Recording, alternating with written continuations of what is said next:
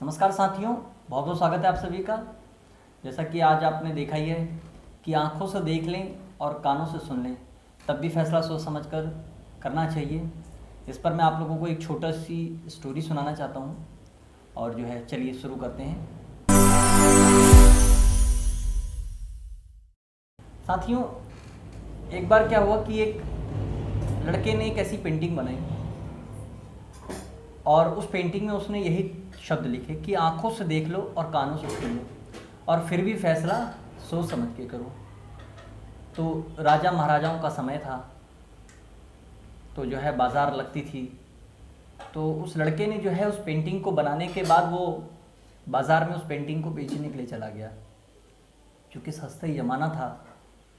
तो उस बालक ने उस पेंटिंग की जो कीमत रखी थी वो 1.5 लाख रुपए रखी थी।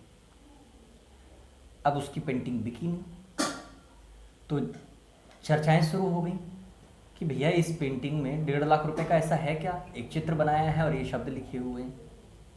ये बात महाराज तक पहुंची। राजा ने दरबारी को भेजा, कहा जाओ देख के आओ कि भाई उस पेंटिंग में ऐसी क्या खास बात है, और पूछ के आओ उसकी वो क्या कीमत लेना चाहता है। भाई दरबारी आया, उसने कहा बालक से, हाँ भाई पेंटिंग कितने की है? तो उसने बताया कि 1.5 लाख रुपए की है। इसमें ऐसा क्या है जो 1.5 लाख रुपए की है? तो उस बालक ने एक सुंदर उसको जवाब दिया। उसने कहा कि इसको तुम नहीं समझ पाओगे, क्योंकि इसे वक्त समझ सकता है। तो महाराज आए, महाराज से फिर महाराज के पास बालक गया, बुलवाया महाराज ने तो बालक भी गया। तो फिर महाराज ने भी वही प्रश्न किया कि बालक आखिर इस पेंटिंग का मैं 1.5 लाख रुपया आपको दूं, इसमें ऐसी क्या विशेषता है? तो उन्होंने ये कहा, बालक ने एक सुंदर जवाब दिया। कहा आप मेरे विश्वास पे आप इस पेंटिंग को खरीद लीजिए, और इस पेंटिंग को आप खरीदने के बाद एक दिन ऐसा ज़रूर आएगा कि जब आपको लगेगा कि इस पेंटिंग की जो मैंने 1.5 लाख रुपए कीमत दी है, शायद ये भी मैंने बहुत कम दी है। तो बोले तुम बड़े विश्वास के साथ कह रहे हो। कहता है, बालक कहता है कि मैं विश्वास के साथ तो कह ही रहा हूँ, मैंने इस पेंटिंग को उससे कई गुना ज़्यादा विश्वास से बनाया है, और इस पेंटिंग को बेचने का उद्देश्य ही कल्याण के लिए है।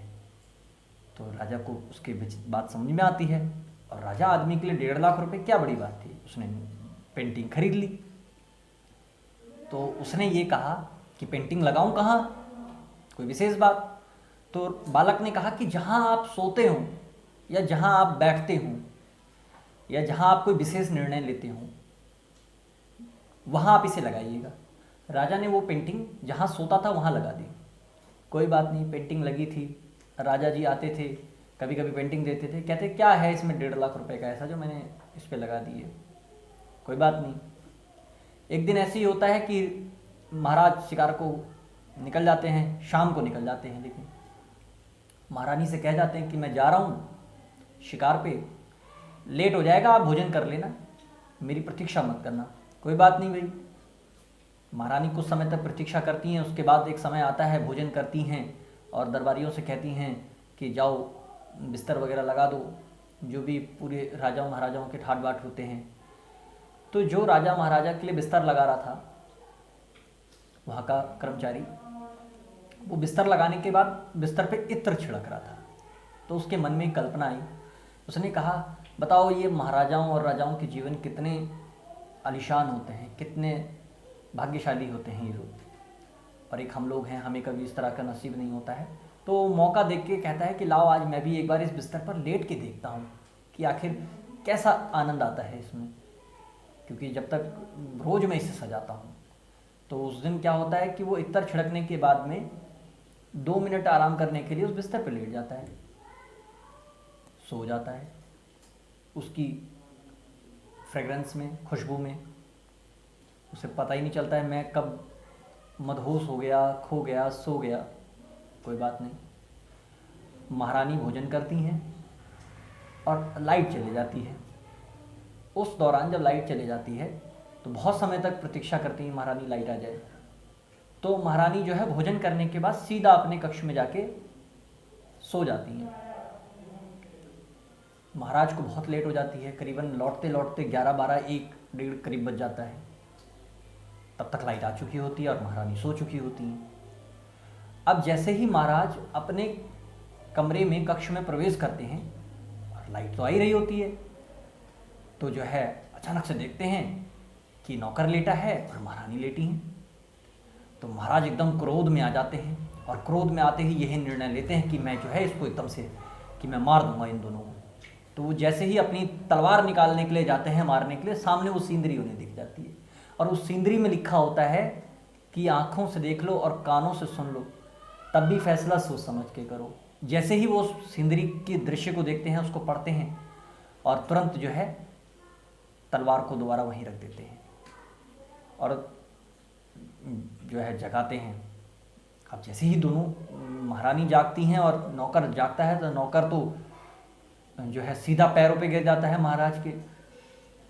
अब तुरंत बयां कर देता है कि महाराज जो है मैं इत्र छिड़कने के लिए आया था, और जो है मेरे से ये गलती हो गई है।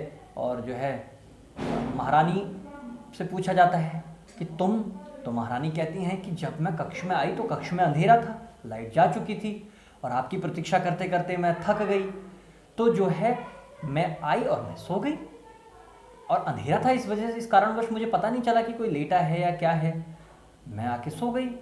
अब अभी आपने देखा है, जो आपने बताया है वो मैं भी देख रही हूँ। तब जो नौकर को जो दंड मिलना था राजा के द्वारा, वो तो दिया गया जो उसने गलती की, परंतु उस समय महाराज ने उस सींदरी को देख के ये कहा कि वास्तव में मैंने इस सींदरी की जो कीमत दी वो कुछ भी नहीं दी, क्योंकि आज जो मैं इस सब जघन्य अपराध का अंजाम दे देता, वो इस विचार ने एकमात्र इस जघन्य अपराध को रोक दिया कि अगर मैं आंखों से जो देख रहा हूँ क्या वो सही था। और जब दोनों के विचार उसने सुने तो उसे लगा कि हाँ, महारानी वास्तव में निर्दोष हैं, और निर्दोष नौकर भी है, परंतु उसकी गलती यह है कि उसने अपनी ड्यूटी में गलतियाँ की, कि उसे सोना नहीं चाहिए था, या जो भी रहा हो वो उसकी गलतियाँ थीं। तो यदि आप लोगों को ये विचार अच्छा लगा हो तो सभी लोगों को शेयर करें, और आप भी इस चीज़ को फॉलो करें कि अगर आपको कुछ सुनाई देता है या कुछ दिखाई देता है तो एक बार उसके लिए पॉजिटिव भी सोच के देखें और उसके लिए विचार करें, तब कोई फैसला लें। और इसी तरह प्रेम पूर्वक हमारी वीडियोस देखने के लिए धन्यवाद।